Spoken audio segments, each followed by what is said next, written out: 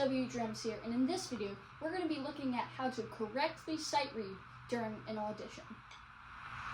For this video, all you really need is your sticks and a pad, and we'll be showing all the music you'll need. What is sight reading?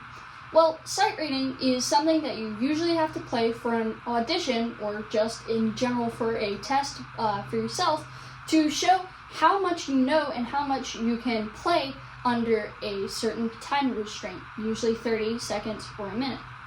In this video, which you will be seeing some examples, we will be going through how to correctly sight read during audition and how to do it most efficiently. Showing up around now should be a small sheet of music down at the bottom of your screen.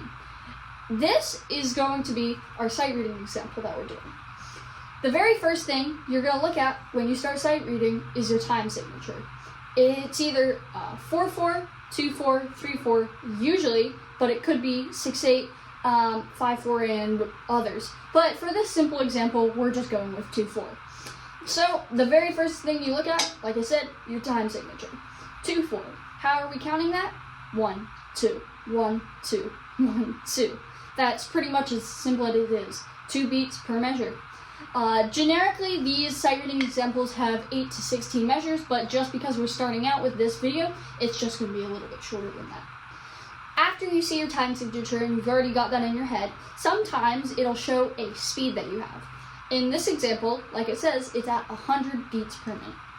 Well, while some places in North Carolina, which are most, don't actually have to they don't decide for you what tempo you're going to play, I suggest you go as slow as you can. That's not too incredibly slow, but enough that you can play all of the parts easily enough.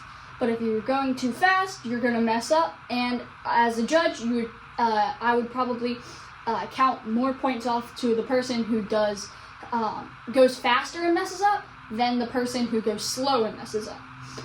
So, after that, we're going to look at the hardest measure you can find. While I don't see a hardest measure for me, I'm just going to find one that's generically hard. Probably the first measure. If you don't know how to read music, this video is probably not for you. These are for people who have already had some basic knowledge of reading music in the past. So, it's E-N, flam tap. That symbol is a flam in the second beat. And that measure would go something like this. Keep in mind, you can't play on the pad while being judged. E, flam tap. But I'll just play it for you real quick. You do not play at the very start. E, and tap. That's just the broken down version, but with the flam. After that, you look through any other harder measures. Then we just look at the next two near the end with the dotted quarters. And then after that, you look at the rolls, which is the last measure, measure 6. That's a 5-stroke. Basically, you can see it doing the 5 that is showing there. After you've done that, you review it again, the hard one. Da, da, da, da, da, and the rolls. And about this time, you probably would run out of time, but if you still do, suggestion, never go and play early before your time's up. Use all the time you have. After that, you've looked through everything. You're just going to play it through if you have enough time. Flam, tap, flam, da, da, da, flam, tap, da, da, da, da, da, da, da, da. You can also sound that out, so you can acknowledge that that you know what's going on. If you're just not looking at the sight reading example before you start, you're probably not going to have a good time doing it.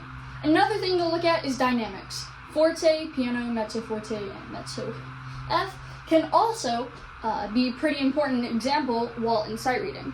In this one, it doesn't actually have any dynamics, but in most of them, they would.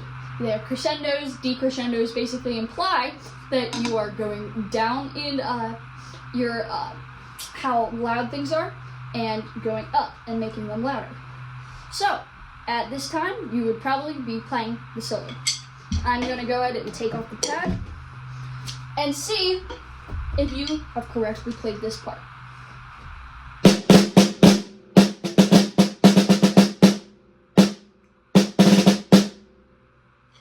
That was the correct one. At this time, they would probably tell you to leave the room because sight reading usually happens after you played your solo. If you haven't recently seen my short, I basically talked about how you can suggest different sounds for different ones. I also suggest that you should change the sound to what you feel the most comfortable on, because you want to have be the most comfortable for sight reading. And one last thing, if you ever see anything you cannot play, try your best at it. Do not just freeze up, and also if you stop, don't do that. Try not to stop. If you can't play something, try it your best and keep going, because it's worse to stop in the middle of the piece of music and also keep consistent tempo. Thank you guys so much for watching. If you haven't known yet, I have gone to a trip to Nashville, Tennessee, the country music capital of the world. So all of these videos are pre-recorded. I am designing a video in the process when I go there to just as a tour, and I will be asking probably some of the musicians there some questions. So this video and the next video is pre-recorded. I also do just pre-record all my videos every time, but these are pre-recorded a lot in advance because it is Christmas time and I will be going on a trip. So if you have any questions, I might be delayed to answer them, but be sure to actually ask those questions. I have some shorts coming up, if you didn't know.